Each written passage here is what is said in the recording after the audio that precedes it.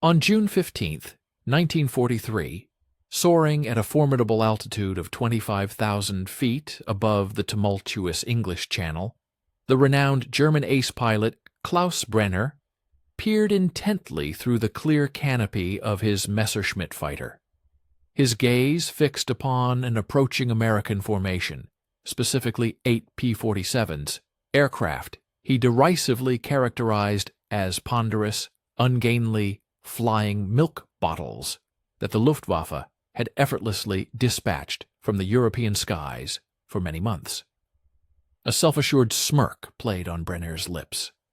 These Thunderbolts, in his experience, ascended with the laborious speed of heavily laden freight trains, their maximum climb rate barely reaching 1,500 feet per minute.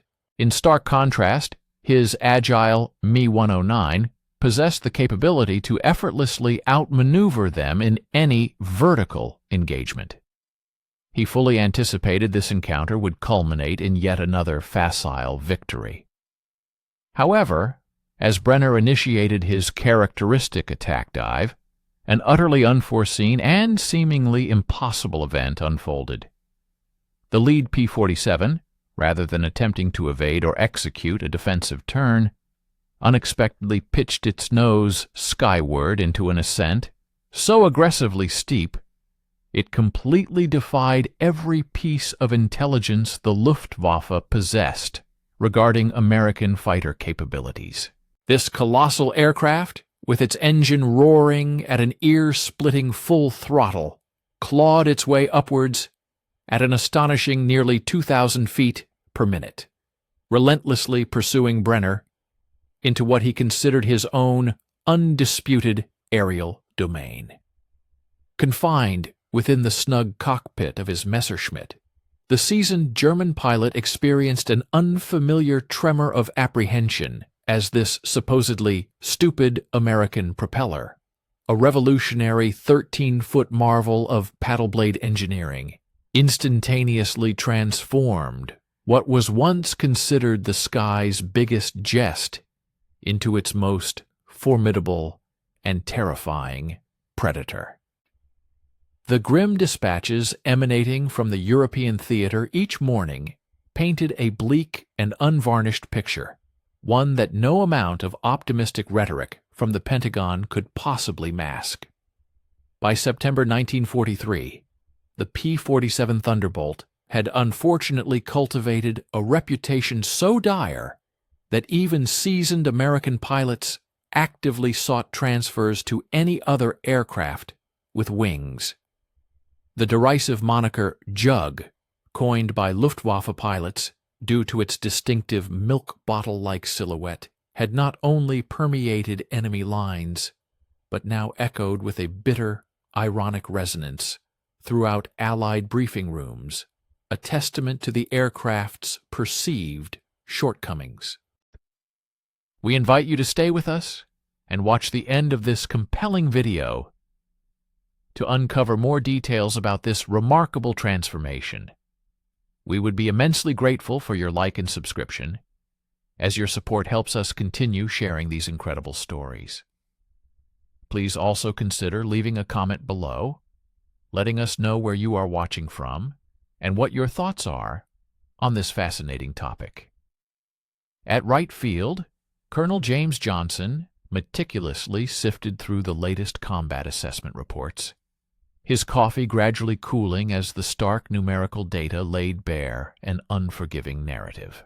The P-47's meager climb rate of 1,500 feet per minute rendered it an easy target, a veritable sitting duck, when pitted against Messerschmitt 109's, which could ascend at more than double that speed, exceeding 3,000 feet per minute. During the intense aerial engagements above occupied France, German pilots had perfected a straightforward yet highly effective tactical approach. They would simply climb above the Thunderbolts and then descend to pick them off at their leisure. The formidable American fighter, with its immense loaded weight surpassing 7 tons, was fundamentally incapable of engaging enemy aircraft effectively in the vertical dimension, the very arena where the decisive battles of modern air combat were increasingly being fought. Simultaneously, in his somewhat confined office at the Hamilton Standard Division, veteran engineer Frank Caldwell was poring over the very same disheartening reports. Yet, where military commanders perceived an unequivocal failure, Caldwell, with his profound understanding of mechanics, saw a fundamental issue of physics. The powerful Pratt & Whitney R2800 double wasp engine, nestled within the P-47's nose, generated an impressive 2,300 horsepower, a raw power output unmatched by any other fighter engine globally at that time. Nevertheless, Caldwell observed that this colossal energy was, for some reason, being inefficiently utilized. He concluded that the core problem lay not with the engine itself or the aircraft's robust airframe, but rather with the narrow-bladed propeller, which proved utterly incapable of absorbing and effectively translating that immense torque into meaningful forward thrust. For decades, traditional propeller design had largely remained stagnant, showing minimal evolution since the devastating Great War. Engineers had consistently crafted them with thin, finely sharpened blades, akin to knives, optimized to cut through the air with maximum efficiency, primarily at cruising speeds. However, such efficiency during cruise flight became utterly irrelevant when the exigencies of combat demanded nothing less than maximum power output. The P-47's standard propeller blades, measuring a mere 11 feet in diameter, were simply unable to harness the full, blistering output of the R2800 engine without a significant degradation in their effectiveness. When operating at full throttle, the tips of these blades would accelerate to speeds perilously close to supersonic, generating disruptive shock waves that not only annihilated lift, but effectively transformed the propeller into an expensive and counterproductive air brake. The audacious solution that began to crystallize within Caldwell's brilliant mind represented a radical departure, violating almost every established principle of conventional propeller design.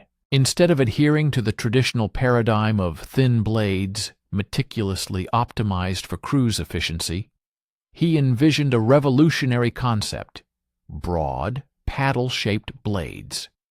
These innovative blades, he theorized, would possess the brute force capability to grab vast quantities of air and propel it backward with immense power.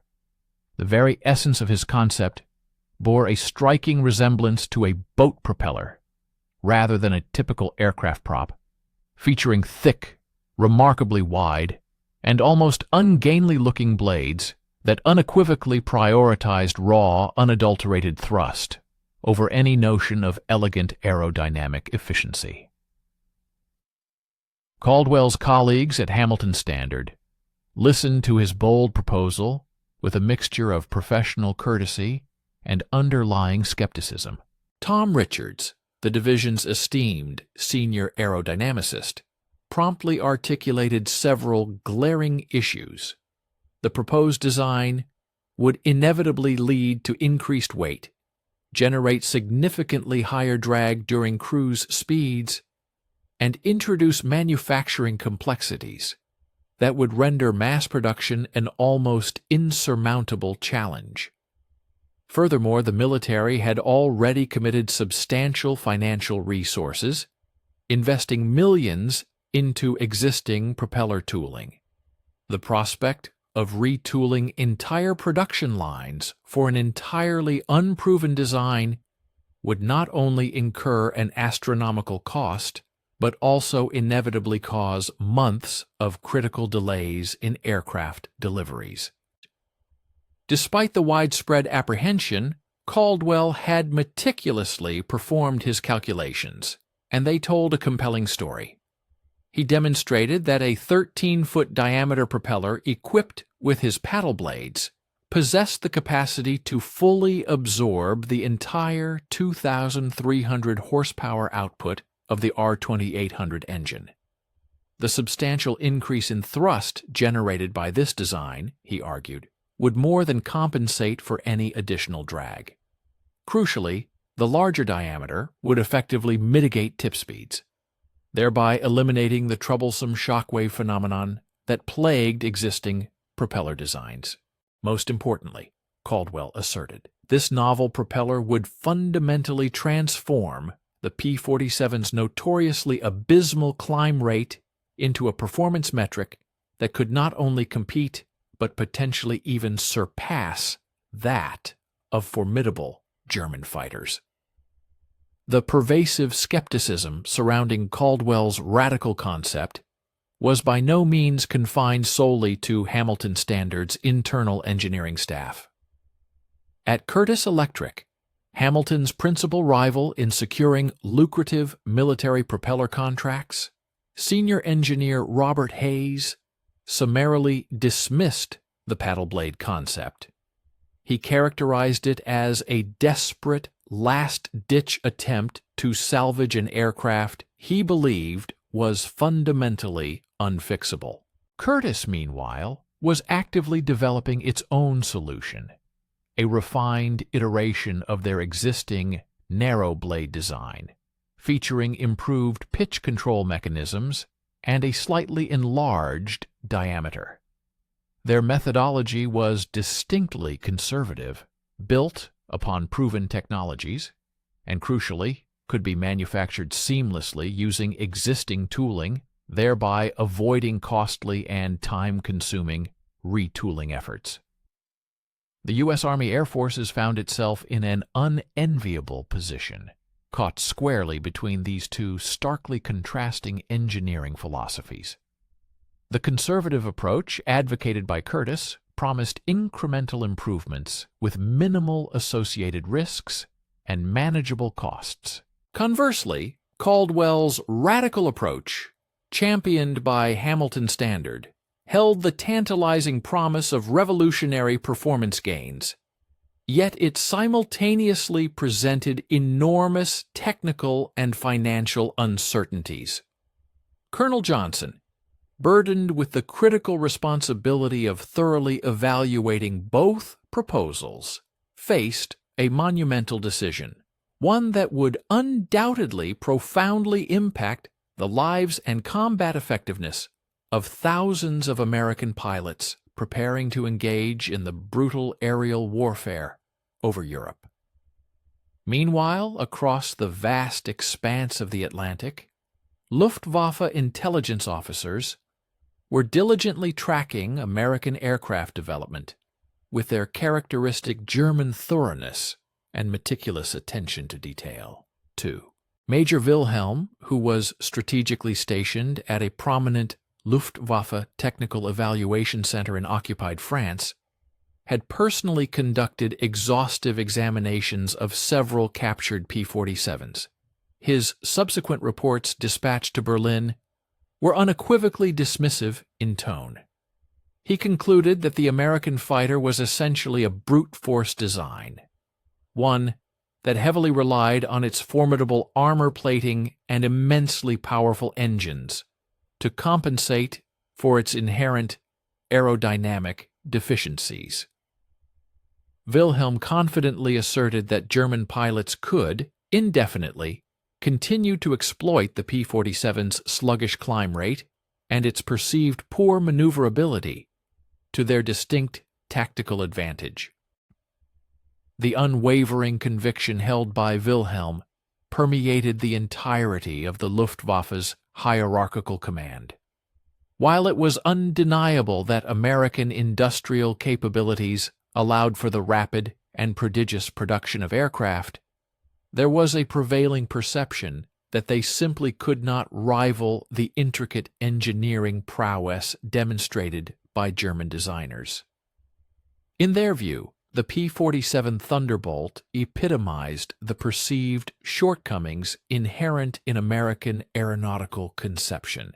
its substantial dimensions, considerable mass, unrefined construction, and suboptimal operational efficiency. Among German aviators, a common jest circulated, likening the act of downing a Thunderbolt to the pursuit of an airborne refrigeration unit, a target that was challenging to overlook and assuredly destined to descend once struck. The pivotal flight assessments scheduled for September at Wright Field were poised to ascertain the fundamental design philosophy that would ultimately outfit American fighter aircraft for the impending and critical aerial engagements. For an initial appraisal, Caldwell's innovative paddle blade propeller system had been affixed to a solitary P-47D variant. The aircraft, resting conspicuously on the flight line, presented an almost ludicrous spectacle. Its enormous propeller blades evoked the visual impression of components more suited to a heavy transport plane than a nimble combat interceptor.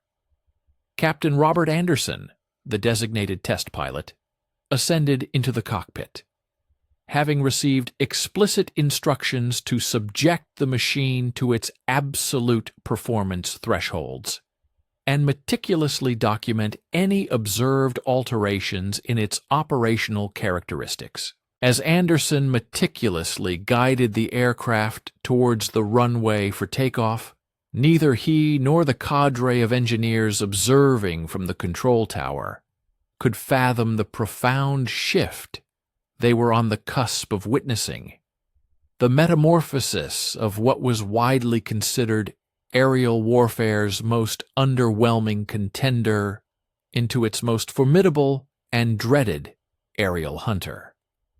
The established tenets of fighter aircraft design, which had governed development for a span of 2 decades, were on the verge of being fundamentally reshaped by a mere 13 feet of groundbreaking engineering innovation, an advancement destined to redefine the very principles of aerial combat above the European theater. Stay with us and watch the end of the video. We will be grateful for your like and subscription. Write a comment about where you are from and what you think about the video topic. The inaugural test flight, conducted precisely on October 12th, concluded abruptly after merely 14 minutes when Captain Anderson returned the reconfigured P-47 to Wright Field, delivering a troubling account of severe vibrations. The colossal paddle blades had generated pronounced harmonic oscillations that resonated throughout the entire airframe, posing a serious risk of structural disintegration whenever the throttle surpassed 70% engagement. From his vantage point in the control tower, Frank Caldwell observed intently as ground personnel converged upon the aircraft, meticulously inspecting for any indications of stress fractures or dislodged rivets. While the occurrence of a vibration issue was not entirely unforeseen, given that propeller harmonics had been a persistent challenge in aviation since the pioneering efforts of the Wright brothers, the sheer intensity of this particular phenomenon strongly indicated intrinsic deficiencies within the fundamental design of the blades themselves.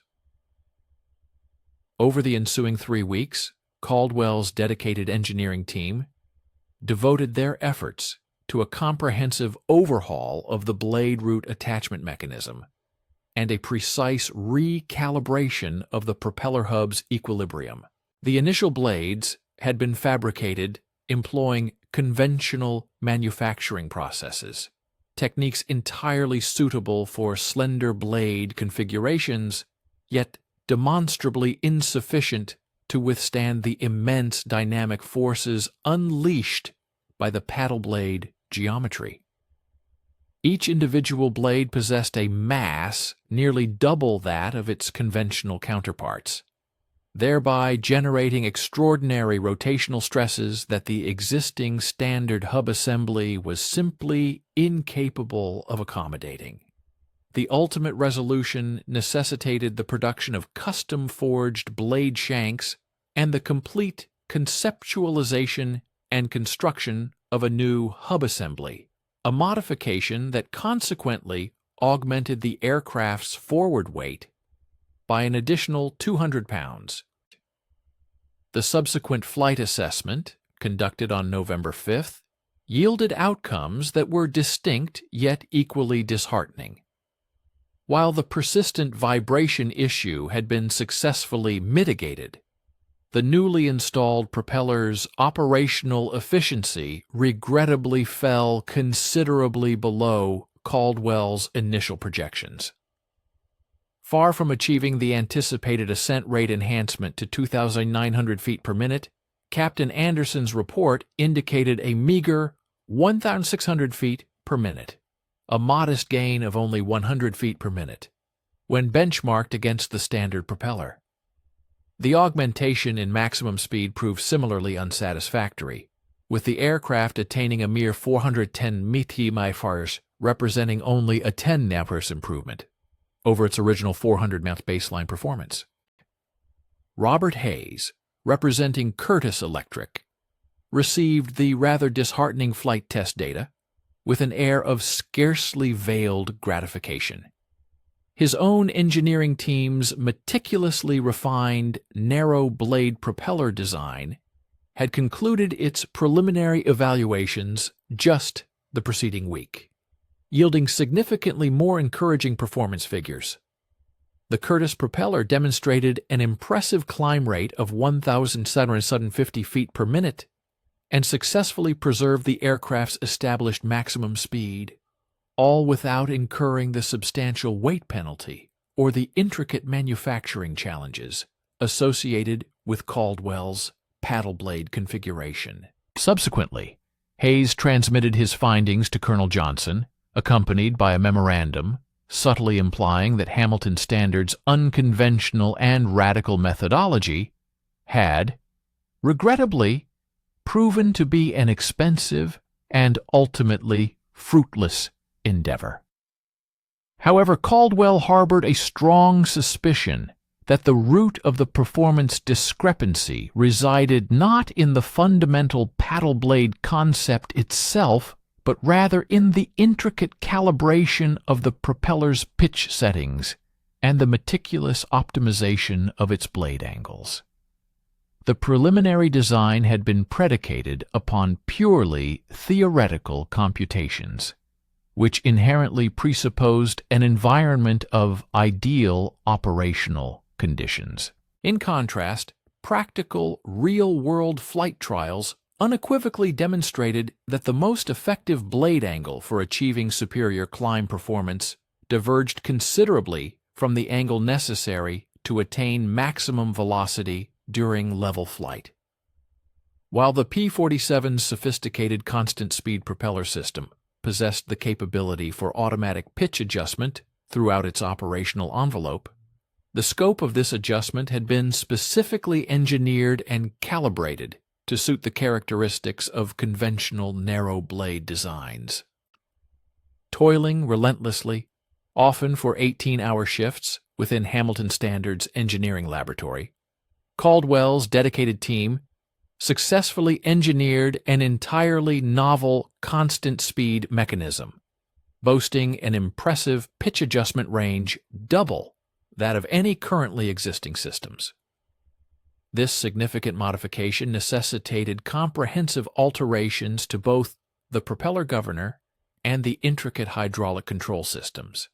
Crucially, this innovation would empower the paddle blades to function at their most efficient angles across the entirety of the aircraft's operational flight envelope.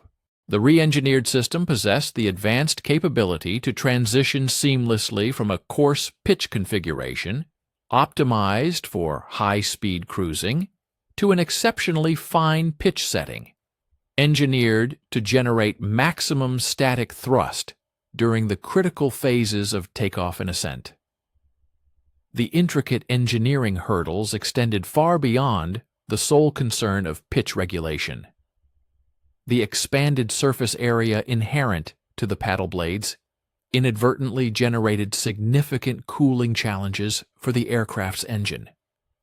While the larger propeller disc undeniably drew a greater volume of air through the engine cowling, this air simultaneously experienced a reduction in velocity, owing to the heightened aerodynamic resistance. Consequently, engine temperatures escalated to perilously high levels during prolonged periods of full power operation, posing a substantial threat of damage to the R-2800 cylinders. To counteract this, Caldwell's team was compelled to undertake a comprehensive redesign of the cowling's air intake system and incorporate supplementary cooling louvers, all in an effort to sustain optimal engine operating temperatures. Lieutenant Colonel Johnson found himself under intensifying scrutiny and pressure emanating from Pentagon officials, who began to openly question the continued justification for substantial investment in the P-47 program. Concurrently, the P-51 Mustang was demonstrating truly outstanding potential in its preliminary test evaluations, exhibiting performance metrics that not only eclipsed those of the standard P-47, but also surpassed the projected enhancements offered by the proposed paddle blade modification. A faction of these influential officials contended that strategic resources would be more effectively allocated towards expediting the production of the P-51, rather than persisting in attempts to rectify the inherent and perceived fundamental limitations of the Thunderbolt. The third and conclusive test flight, conducted on December 8th, at last unequivocally showcased the full capabilities and promising potential of the paddle blade propeller. Equipped with the newly integrated pitch control system and the comprehensively redesigned cooling apparatus, Captain Anderson expertly maneuvered the modified P-47 through an intricate sequence of combat-simulated maneuvers, actions that would have been utterly unattainable with the aircraft's original standard configuration. The aircraft ascended to an altitude of 20,000 feet in a remarkable 10 minutes and 40 seconds, achieving an impressive climb rate of 1,850 feet per minute, a performance figure that now closely rivaled that of advanced German fighter aircraft. Even more significantly, the Thunderbolt managed to sustain this exceptional climb rate while burdened with its complete combat load, encompassing its full complement of armor, ammunition, and fuel. The successful integration of these new components meant that the aircraft was now prepared for rigorous evaluation. The subsequent speed trials yielded similarly promising outcomes, bolstering confidence in the modifications. When tested at an altitude of 25,000 feet, the P-47, now equipped with its enhanced propeller system, achieved an impressive top speed of 445 miles per hour in level flight. This represented a substantial 45 meters acceleration compared to its original unmodified configuration. Crucially, this notable increase in velocity did not stem from any reduction in aerodynamic drag, but rather from the propeller's significantly enhanced capacity to efficiently translate the engine's prodigious power output into forward propulsion.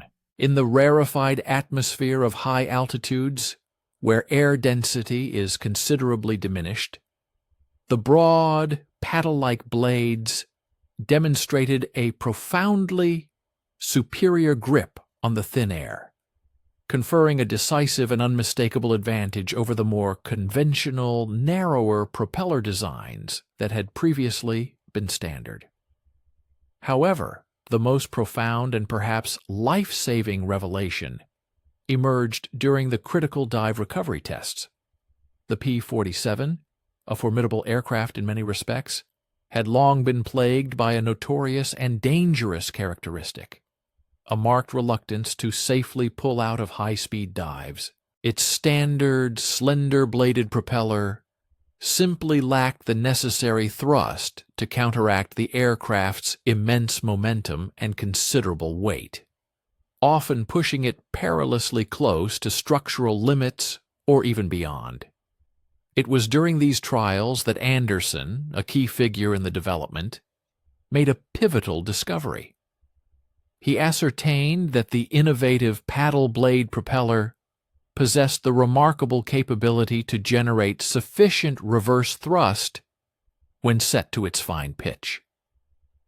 This crucial feature enabled the aircraft to effectively decelerate and, more importantly, recover from dives that, under the original propeller configuration, would almost certainly have proven catastrophic or even fatal for the pilot.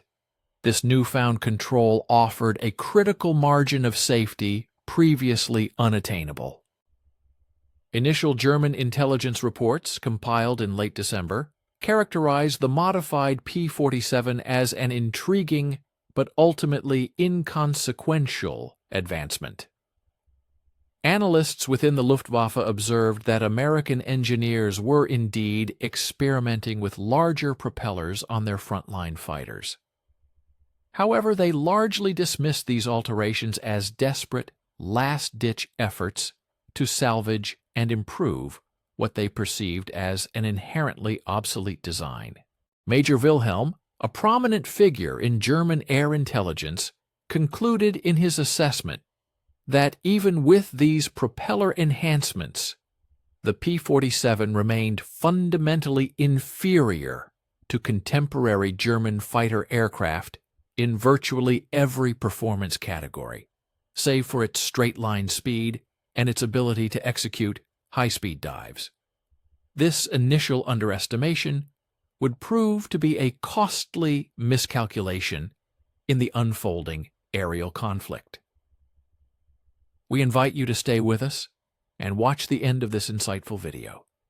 We would be incredibly grateful for your like and subscription. Please also consider leaving a comment below, letting us know where you are from and what your thoughts are on the critical topic discussed in this video. Despite the initial skepticism from the Axis powers, the compelling December test results provided Colonel Johnson with sufficient evidence and conviction to authorize the limited production of the paddle blade propeller for immediate operational testing. Consequently, Hamilton Standard, a leading propeller manufacturer, was awarded a contract for 50 propeller units. These advanced units were specifically earmarked for installation on P-47D-22 aircraft, which were slated for deployment to the European theater of operations in early 1944. This substantial order represented a significant and calculated gamble on the part of the American command. The potential stakes were extraordinarily high. Should the paddle blade design fail to perform effectively or prove unreliable in the crucible of actual combat, American pilots flying these modified aircraft would undoubtedly pay the ultimate price with their lives. Caldwell's dedicated team, demonstrating an unwavering commitment, toiled tirelessly through the Christmas holidays. Their efforts were focused on meticulously preparing the necessary production tooling and rigorously training manufacturing personnel on the intricate new assembly procedures required for the paddle blade propellers. The production process itself presented considerable challenges. Each paddle blade propeller demanded an astonishing 40% more manufacturing time than its conventional counterparts, and incurred nearly twice the production cost. The financial risk associated with this venture was, without question, enormous. However, the potential payoff, the prospect of fundamentally transforming the P-47 into a truly competitive and dominant fighter aircraft, was deemed to unequivocally justify this substantial investment. As the year 1944 dawned, the very first production paddle blade propellers began to depart Hamilton Standard's factory floors. They were dispatched to various modification centers, where they would be expertly installed on Thunderbolts, destined for the intense aerial battles of the European theater.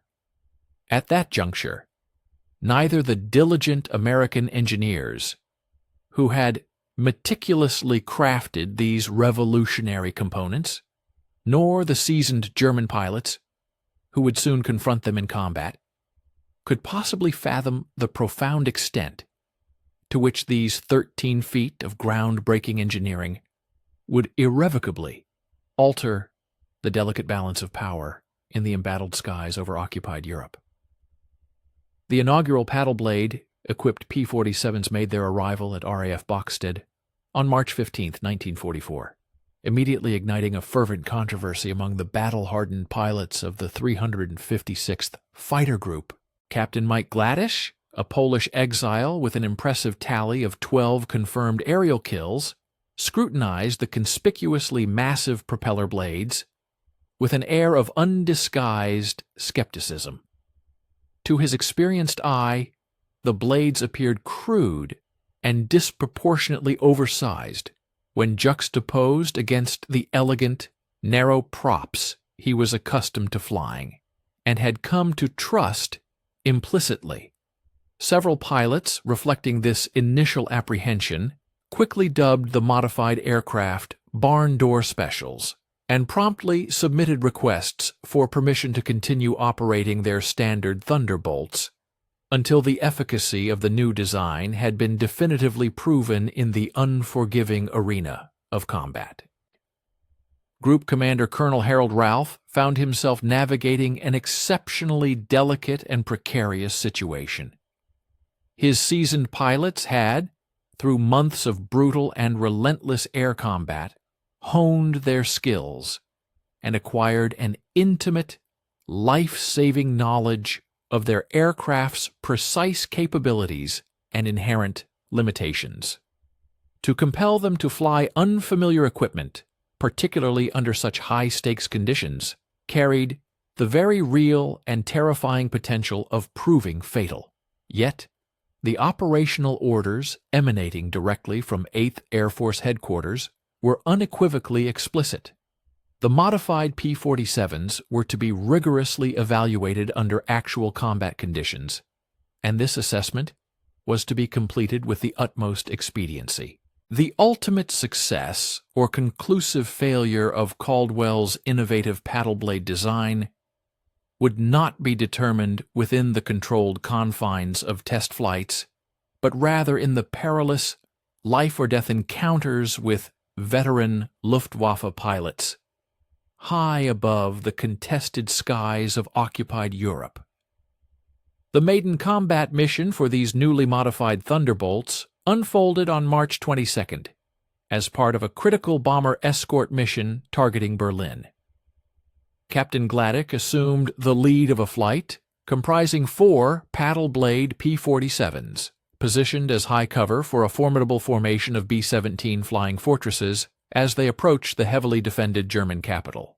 At an altitude of 30,000 feet, soaring well above the bomber stream, Gladick's keen eyes discerned a formation of Messerschmitt 109s executing a classic bounce attack, diving precipitously from 35,000 feet.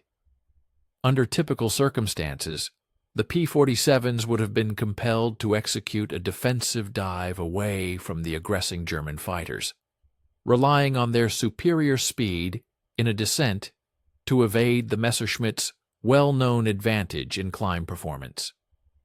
However, in a dramatic and audacious departure from conventional tactics, Gladick resolutely pulled his flight into a steep, aggressive climb, aiming directly to intercept the diving Messerschmitts. The paddle blade propellers, demonstrating an unprecedented authority, clawed through the thin, high-altitude air with astonishing efficiency. They maintained an impressive climb rate exceeding 700 feet per minute, even at 30,000 feet, an altitude where standard propellers would have struggled immensely to achieve even half of that remarkable performance. The German pilots, fully anticipating the American fighters to dive away in their customary defensive maneuver, found themselves utterly astonished. Instead, they were confronted by P-47's climbing directly into their attack path, possessing more than sufficient energy to engage in sustained turning combat at an altitude previously considered the exclusive domain of German aircraft. The ensuing engagement, though lasting for less than 3 minutes, profoundly shattered long-held German assumptions regarding American fighter capabilities, assumptions that had remained steadfast and unchallenged through over 2 years of intense aerial combat. Gladish's wingman, Lieutenant Robert Johnson, notably managed to maintain parity with a Messerschmitt 109 through a demanding series of climbing turns, a maneuver that would have been utterly impossible with the standard propeller configuration. The German Messerschmitt pilot, Major Hans Dormann, later submitted a report to Luftwaffe intelligence, claiming that the American fighter had exhibited climb performance entirely equal to that of German aircraft. This extraordinary assertion, however, was initially dismissed by intelligence officers, attributed to either combat stress or a simple pilot error. So fundamentally did it contradict established German tactical doctrine. News of this extraordinary engagement spread rapidly throughout the Luftwaffe fighter units stationed across Western Europe.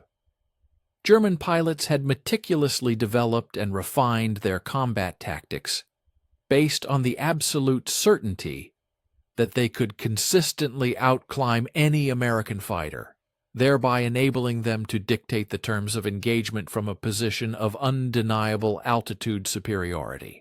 The unsettling possibility that P-47's could now effectively compete in vertical maneuvering threatened to completely invalidate years of accumulated combat experience and deeply ingrained tactical doctrine. Consequently, several group commanders urgently requested immediate confirmation of these reported American fighter modifications from their intelligence sources, seeking to understand the true nature of this sudden and alarming shift in the aerial balance of power. The realm of intelligence gathering often yields critical insights, and such was the case for Major Wilhelm's specialized technical intelligence detachment.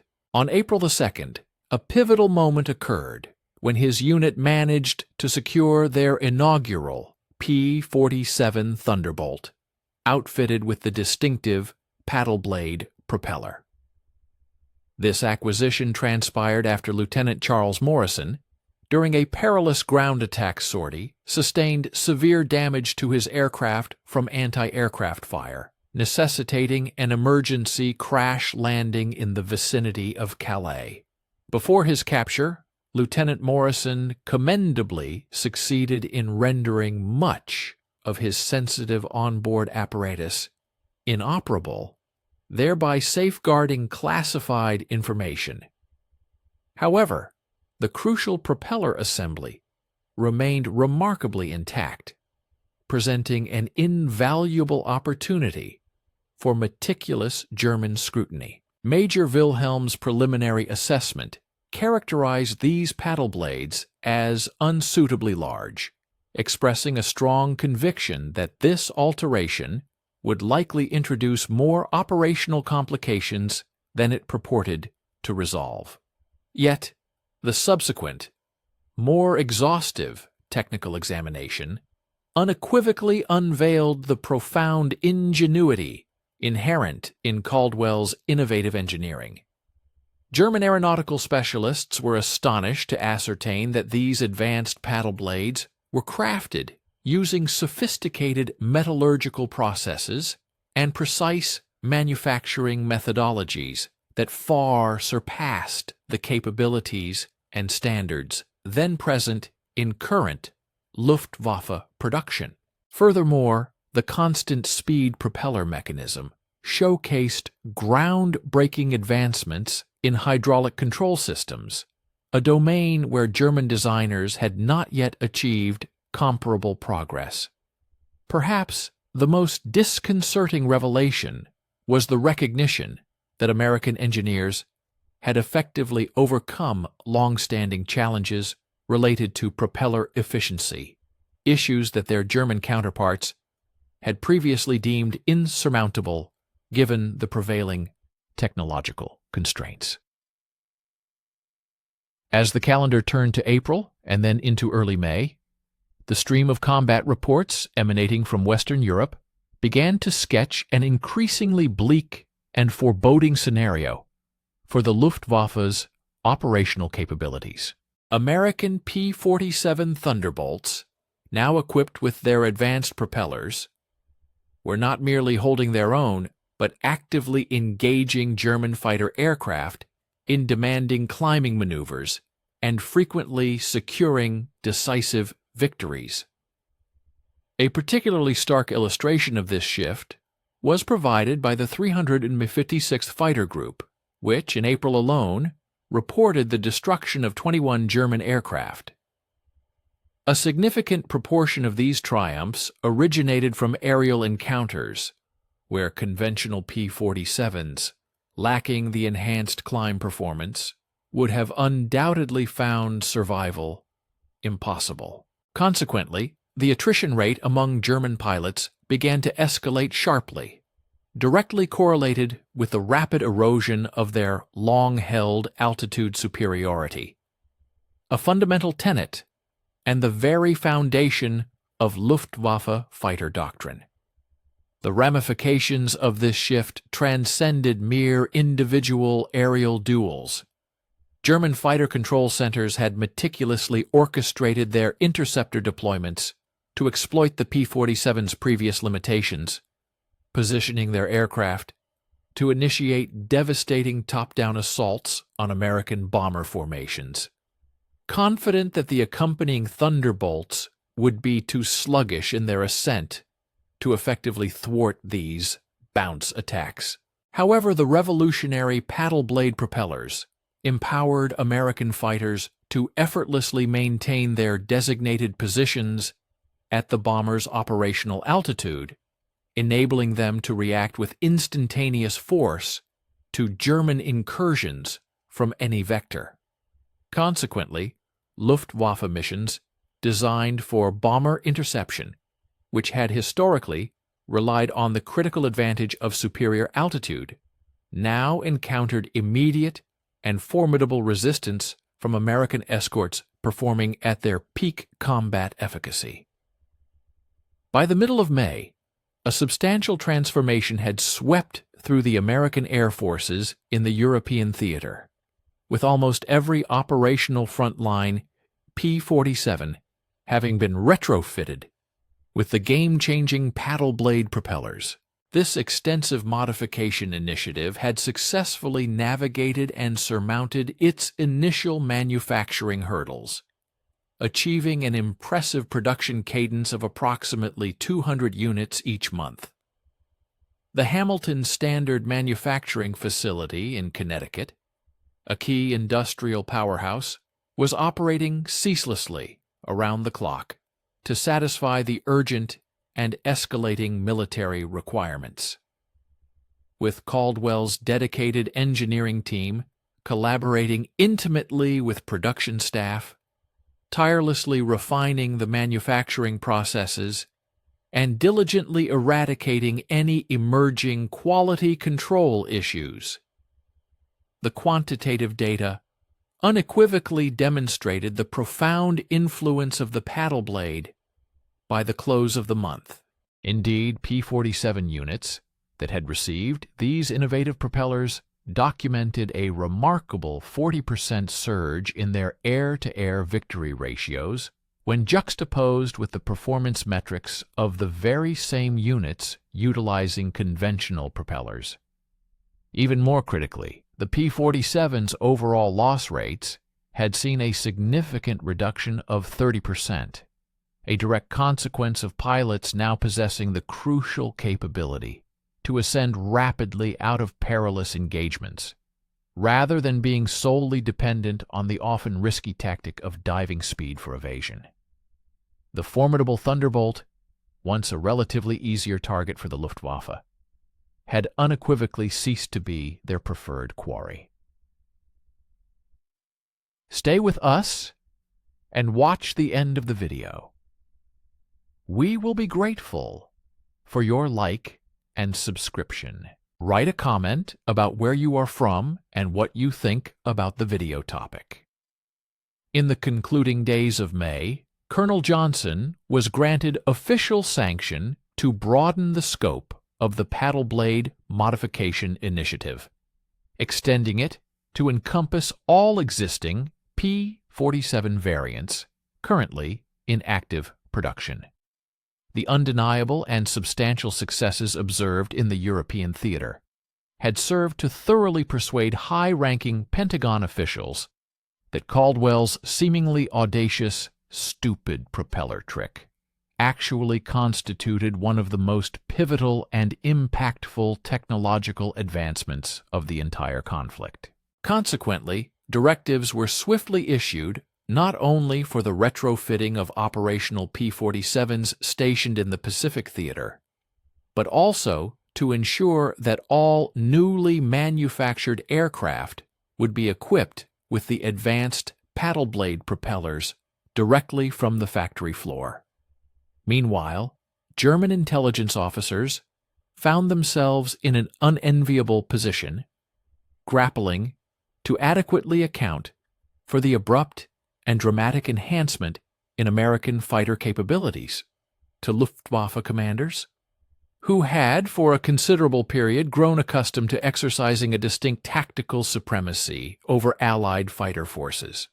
Major Spex's subsequent and revised intelligence reports candidly conceded that the Americans had indeed secured a profound technological edge. However, a critical impediment emerged.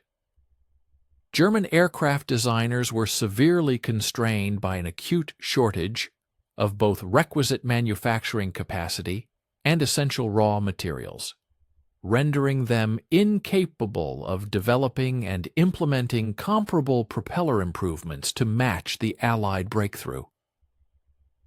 The stark reality confronting the Luftwaffe was that they would be compelled to prosecute the remainder of the conflict fully cognizant that their fighter aircraft could no longer assert dominance over their American adversaries by virtue of superior climb rates and the critical advantage of altitude. The radical transformation was now undeniably complete.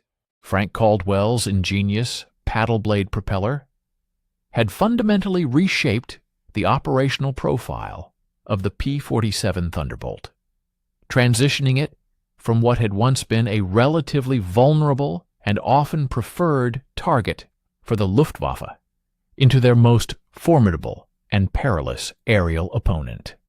This groundbreaking innovation effectively rewrote the established tactical equilibrium of air combat across the European skies, doing so mere months prior to the momentous D-Day invasion, an operation that would critically depend on the attainment of absolute Allied air superiority.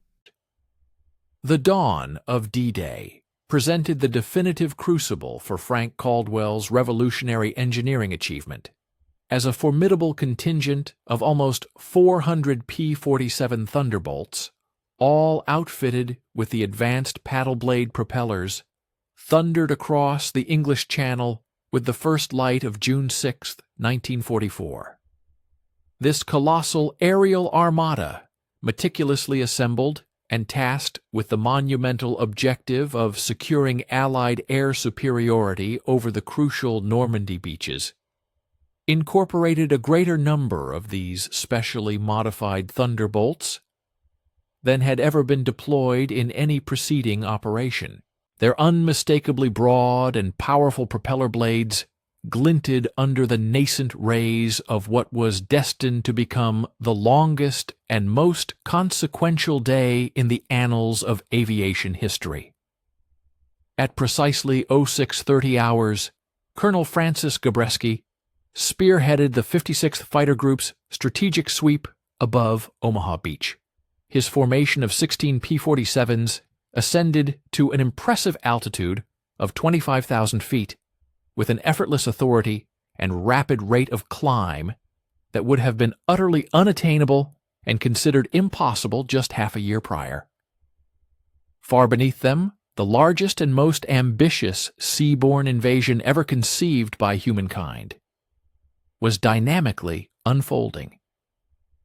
As wave after wave of Allied landing craft steadily converged upon the heavily fortified and defended French coastline. Yet, strikingly, in the vast expanse of the skies above, which German fighters had once commanded with unchallenged impunity, the presence of enemy aircraft was conspicuously and tellingly absent.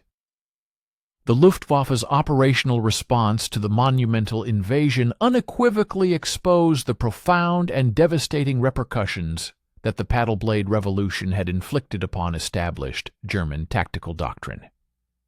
Oberst Adolf Galland, who held the critical command of the Luftwaffe Reich's fighter forces, found himself compelled to completely relinquish the long-cherished altitude advantage tactics, a strategic cornerstone that had consistently served German pilots with remarkable effectiveness since the pivotal Battle of Britain. His fighter squadrons could no longer depend on their capacity to outclimb the American escorts to launch their preferred, devastating attacks on Allied bomber formations from positions of superior height. Instead, German pilots were now frequently maneuvered into a disadvantageous position, forced into low-altitude engagements, where the inherent superior firepower and robust armor plating of the P-47 Thunderbolts provided the American aircraft with undeniable and decisive tactical advantages. The engineering advancements provided truly decisive advantages. Major Klaus Matuschia's Jagdgeschwader, a German fighter wing, received explicit instructions to engage Allied fighter bombers that were actively assaulting German positions in the vicinity of Caen.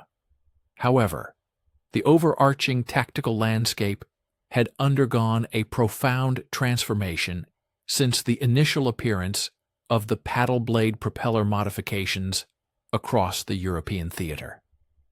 Matuschia's Focke-Wulf FW-190s, which had previously possessed the distinct capability of ascending above American fighters to unilaterally dictate the terms of aerial engagements, now found themselves either matched or, more often, surpassed in vertical flight performance by the Thunderbolts, aircraft that could sustain peak combat effectiveness across a comprehensive range of altitudes.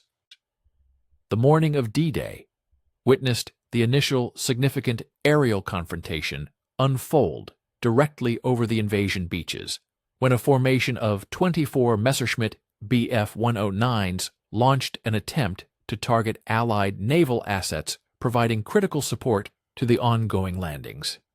Captain Robert Johnson's specialized flight, comprising 8 paddle blade-equipped P-47's, successfully intercepted the German formation at an altitude of 18,000 feet, having ascended from sea level in a remarkable span of just under 9 minutes. A rate of climb that granted them sufficient time to reach the Messerschmitts before the German aviators could finalize their attack trajectories on the highly vulnerable naval vessels below.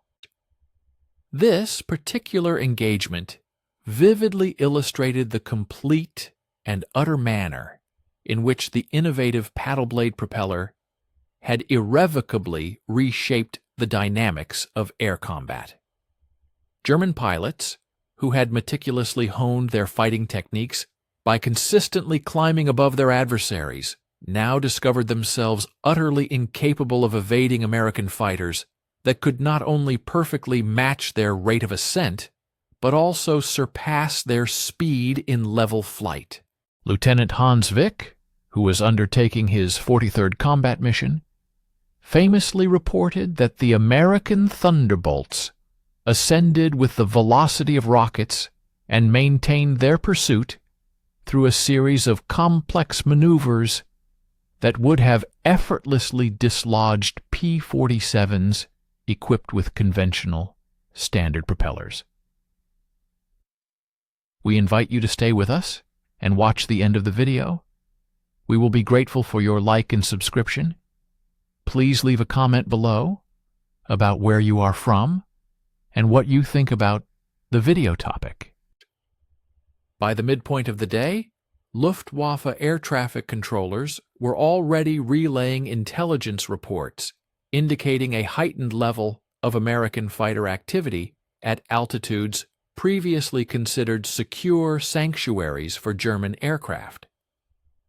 P-47s were actively engaging German fighters at 30,000 feet and emerging victorious in dogfights, not through the brute force tactics that had predominantly characterized earlier Thunderbolt operations, but rather through a sophisticated mastery of energy management. The paddle blade propellers specifically empowered American pilots to judiciously exchange altitude for increased speed and subsequently regain that lost altitude with sufficient rapidity to sustain a decisive tactical advantage throughout protracted aerial engagements. The quantifiable data emanating from D-Day air operations presented an unequivocal narrative of Caldwell's engineering triumph through stark numerical comparisons. Allied air forces executed an astonishing total of over 14,000 sorties on June 6th, whereas the Luftwaffe could only muster fewer than 300, a staggering ratio that underscored not merely a numerical superiority, but rather the profound tactical dominance that paddle blade-equipped fighters had definitively established over the European skies. German pilots who did venture to engage Allied formations found themselves consistently outmaneuvered by American fighters that possessed the unprecedented ability to climb, dive, and turn with an effectiveness that effectively rendered traditional Luftwaffe tactics entirely obsolete. General der Jagdflieger Adolf Galland's evening debriefing to Reichsmarschall Hermann Göring painted a truly devastating portrait of German fighter impotence over the invasion beaches. Galland's pilots had optimistically claimed the destruction of 17 Allied aircraft during the day's intense operations. Yet German losses tragically exceeded 40 fighters, an unsustainable exchange rate that would, in short order, completely eliminate the Luftwaffe as any semblance of an effective fighting force. The paddle blade P-47s had unequivocally demonstrated their capability of decisively defeating German fighters across every conceivable type of engagement, ranging from frantic low-altitude dogfights to precise, high-altitude interceptions. The culminating air battles of the evening occurred as German night fighters attempted to launch attacks against Allied naval forces under the protective cloak of darkness. The 8th Air Force had, in a forward-thinking initiative, equipped several P-47 squadrons with experimental radar sets specifically for night interception missions, and the paddle blade propellers proved absolutely essential for maintaining precise station with these radar-equipped aircraft during the intricacies of complex night maneuvers. The Thunderbolt's significantly enhanced climb performance allowed them to strategically position themselves above German night fighters and initiate attacks with the very same altitude advantage that Luftwaffe pilots had historically enjoyed. Frank Caldwell, the visionary engineer, received the earliest dispatches detailing the D-Day air operations at Hamilton Standard's Connecticut manufacturing facility, where his dedicated team was tirelessly toiling around the clock to satisfy the escalating military demands for paddle blade propellers. The resounding success witnessed over Normandy unequivocally validated every aspect Caldwell had envisioned when he first proposed his truly revolutionary design. What was once derisively termed the stupid propeller trick had profoundly transformed American air power from a predominantly defensive force, barely capable of adequately protecting Allied bombers, into a formidable offensive weapon that could assert absolute dominance over the European skies. The far-reaching ramifications of the paddle blade's success extended significantly beyond the scope of individual aerial skirmishes. The unassailable Allied air superiority established over the invasion beaches permitted ground forces to advance inland with unprecedented freedom, unburdened by the pervasive menace of German air attacks that had so prominently characterized earlier amphibious operations. The Luftwaffe's profound inability to effectively contest Allied air operations meant that German ground forces would confront the remainder of the conflict without any meaningful air support, a crippling disadvantage that would ultimately prove decisive in the arduous campaign for Western Europe. German aircraft designers, meticulously studying captured paddle blade propellers in late June, arrived at sobering and inescapable conclusions regarding American technological capabilities. The propeller modifications represented formidable strides in metallurgy, precision manufacturing techniques, and advanced aerodynamic design, areas where German industry, constrained by existing resources, simply could not compete or replicate. More disturbing still was the stark realization that the Americans had definitively solved the fundamental engineering problem of efficiently converting high engine horsepower into effective propulsive thrust, a seminal achievement that would confer lasting advantages in any future aircraft designs. As June drew to a close and Allied forces solidified their hard-won positions in Normandy, the strategic impact of Caldwell's engineering revolution became irrefutable. The paddle blade propeller had not merely provided a marginal improvement to the P-47's performance. It had, in fact, fundamentally recalibrated the entire balance of air power across Europe. German pilots who had once confidently hunted American fighters now found themselves in the precarious position of being the hunted, utterly unable to escape thunderbolts that could climb faster, fly higher, and engage in combat with far greater effectiveness than any German aircraft could possibly match. The transformation was absolute and irreversible. The aircraft, once mockingly dismissed as a flying milk bottle, had ascended to become the ubiquitous terror of European skies, and the ingenious engineer who conceived of 13 feet of revolutionary propeller blades had irrevocably altered the very course of the air war over Europe. The Luftwaffe would, from that point forward, never again enjoy the tactical advantages that had previously made German fighters the undisputed masters of European skies during the initial years of the conflict. The conclusion of the Second World War found Frank Caldwell, an ingenious engineer, situated within his Hamilton Standard office on May 8, 1945. There, he meticulously reviewed a collection of production reports that numerically chronicled the profound impact of his engineering breakthrough. A staggering total of more than 12,000 paddle blade propellers had been manufactured and dispatched from American assembly facilities since their inaugural experimental installation in October 1943.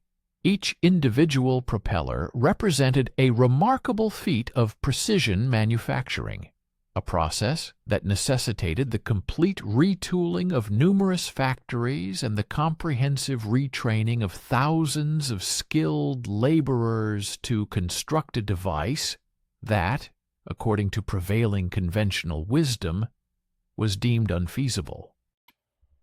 Colonel Francis Gabreski's conclusive mission account, originating from the European theater of operations, offered a crucial human perspective to these impressive production figures. His distinguished 56th Fighter Group had executed in excess of 15,000 combat sorties, utilizing P-47 Thunderbolts equipped with the innovative paddle blade propellers. During these engagements, the group was credited with destroying 438 enemy aircraft while experiencing the loss of only 47 Thunderbolts in direct aerial combat. This resulted in an extraordinary exchange ratio surpassing 9.1 in favor of American fighter pilots, a level of performance that would have been utterly unattainable without the superior climb rate and elevated altitude capabilities afforded by Caldwell's revolutionary propeller designs. The profound statistical alteration in the P-47's combat performance unequivocally demonstrated the sheer magnitude of what just 13 feet of pioneering engineering had achieved. Prior to the integration of the paddle blade modifications, Thunderbolt units typically attained engagement ratios of approximately 3.1 against their German fighter counterparts. While certainly respectable, this advantage was not sufficiently decisive in the context of a prolonged war of attrition. Following these pivotal modifications, however, that ratio dramatically tripled, effectively transforming nearly every aerial engagement into a decisively one-sided victory for American forces and significantly accelerating the erosion of German air resistance across the European continent. Stay with us and watch the end of the video. We will be grateful for your like and subscription. Write a comment about where you are from and what you think about the video topic. Major Wilhelm Spex's ultimate intelligence evaluation, unearthed from captured Luftwaffe archives subsequent to Germany's capitulation, openly acknowledged that the Americans had attained a technological innovation of critical and decisive importance through their propeller enhancements. German aeronautical engineers had indeed endeavored to develop comparable advancements for their own fighter aircraft. However, pervasive scarcities of essential raw materials and severe limitations in manufacturing capacity rendered any meaningful progress utterly impossible. Consequently, the paddle blade propeller remained an exclusively American strategic advantage throughout the entirety of the war's concluding year. The profound human dividends of this technological edge were quantifiable in the countless American pilots who successfully returned home alive, thereby avoiding inclusion on the casualty rosters that had tragically swelled during the conflict's initial stages. Lieutenant Robert Johnson, for instance, who secured his inaugural aerial victory with a paddle blade-equipped P-47 over Berlin in March 1944, completed his final combat mission with an impressive tally of 28 confirmed kills, and remarkably not a single loss attributable to enemy fighters. His survival, when extrapolated across hundreds of American aviators, represented the most significant and poignant testament to Caldwell's engineering triumph. Yet the paddle blade's influence extended far beyond the individual survival of pilots, fundamentally reconfiguring the entire strategic equilibrium of the aerial conflict. German bomber production had effectively ceased by early 1945, not due to the destruction of manufacturing facilities, but because the Luftwaffe was no longer capable of furnishing fighter escorts robust enough to safeguard its bombers from the onslaught of American fighters. The formidable paddle blade-equipped P-47's had rendered German air operations so prohibitively costly that the Reich's aviation sector had, in essence, abandoned bomber development altogether, redirecting its resources towards desperate endeavors to construct purely defensive fighter aircraft. The technological upheaval initiated by Caldwell's unconventional conceptualization subsequently fostered an entire generation of American aircraft innovations. The renowned North American P-51 Mustang, for example, incorporated analogous paddle blade technology in its later variants, as did the Republic P-47N model, which commenced production precisely as the war drew to a close. American aircraft designers had gleaned a crucial insight that direct, powerful approaches to complex engineering challenges could indeed achieve success when bolstered by superior manufacturing capabilities and advanced material science. Frank Caldwell's personal commendation arrived in the esteemed form of a Presidential Medal for Merit, bestowed upon him by President Harry Truman in a modest White House ceremony on June 15, 1945. The accompanying citation lauded his groundbreaking propeller design, which was recognized for having materially contributed to Allied air superiority over Europe.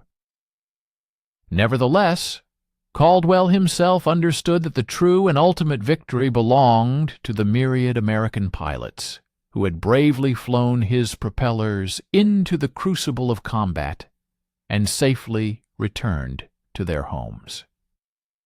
The subsequent post-war analysis of German aircraft development unveiled the comprehensive extent to which the paddle blade revolution had utterly disrupted enemy strategic planning.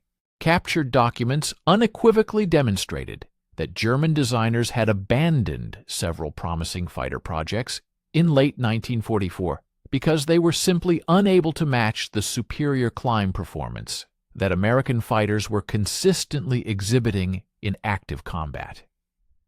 The profound psychological impact of confronting P-47's that could effortlessly outclimb German fighters proved to be as devastating as the tangible tactical advantages the propellers inherently provided.